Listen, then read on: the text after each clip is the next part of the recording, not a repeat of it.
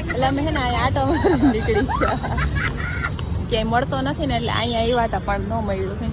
તો મિત્રો આપણે હવે આવી ગયા છીએ ઘરે અને આપણે શું જોઈએ છીએ જો બતાવું.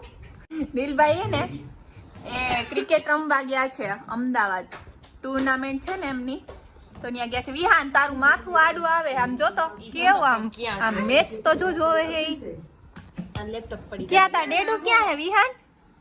વિહાન ડેડુ બતાય. ડેડુ આ સાઈડ ઉપર. ઈ ડેડુ નથી હવે. અરે તમે જો આમાં લાઈવ મેચ જોવી છે. આવી ગઈ. ઓ માય ગોડ વિહાન તો જો મેચ જોવે હે.